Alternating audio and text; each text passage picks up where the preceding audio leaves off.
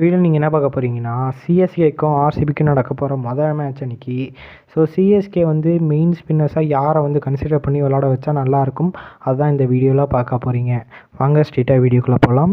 First எடுத்துனே நான் ரச்சிலேருந்து ஆரம்பிப்பேன். ரச்சினை பொறுத்த வரைக்கும் நம்மளுக்கு ஓப்பனர் வந்து புதுசாக இப்போ வந்து இறக்க போகிறாங்க. ரச்சினை மேக்ஸிமம் ட்ரை பண்ணுவாங்க. ஏன்னா டெவான் கான்வேக்கு ஒரு ரீப்ளேஸ்மெண்ட்டாக அந்த இடத்துல ஒருத்தர் ஆடணும். ஸோ அதுக்கு இவர் நல்லா சூட்டபுளாக வர்றாரு.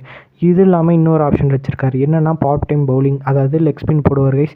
ஸோ நம்ம அக்ஷர் பட்டேல் பார்த்துருக்கோம்ல, அது மாதிரி ஒரு பவுலிங் போடுவார், ஆம்பால் மாதிரி போடுற பிளேயர். ஸோ செம்மையாக தான் பவுலிங் போட்டு விக்கெட்ஸ் எடுக்கக்கூட அதிக வாய்ப்பு இருக்குது.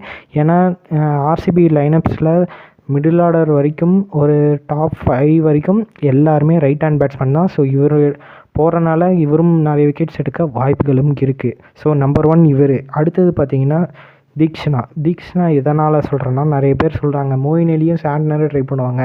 ரீசன் என்னென்னா, தீக்ஷனா ஃபீல்டிங் ஒழுங்காக பண்ண மாட்டார், அதனால் இவங்க 2 பேரையும் ட்ரை பண்ணுவாங்க அப்படின்னு எல்லாம் நினச்சிட்ருக்கீங்க. ஆனால் என் பாயிண்ட் ஆஃப் வியூ என்னதுன்னா, மற்ற 2 பேரும் லெக் ஸ்பின்னர் வந்து நம்மகிட்ட ஜடேஜாவும் இருக்காங்க, ரச்சின் இருக்காங்கனால சாண்ட்னர் காலி.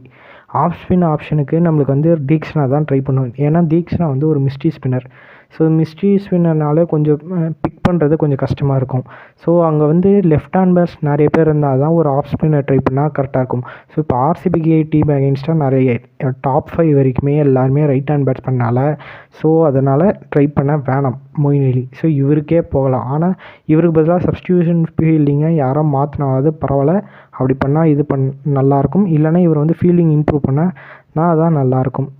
ஸோ இவர் தான் என்னோடய பிளேயிங் லெவலில் இருக்க போகிற 2வது ஸ்பின்னர். ஸோ இப்போ வந்து 3வது எல்லாருக்கும் தெரிஞ்சது தான், மெயின் ஸ்பின்னரான ஜடேஜா தான்.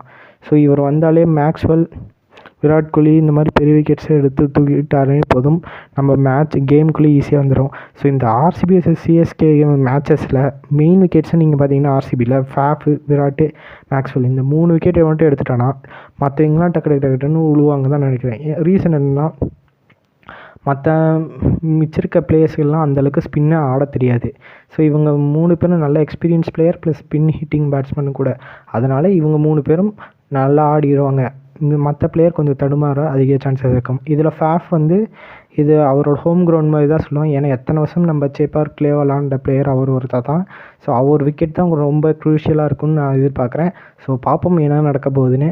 ஸோ இந்த வீடியோ பிடிச்சிருந்தா மறக்காமல் லைக் பண்ணுங்கள். அதுக்கப்புறம் உங்கள் ஃப்ரெண்ட்ஸ்க்கு ஷேர் பண்ணி விடுங்க. ஸோ மிச்சப்படியால் தான் பை.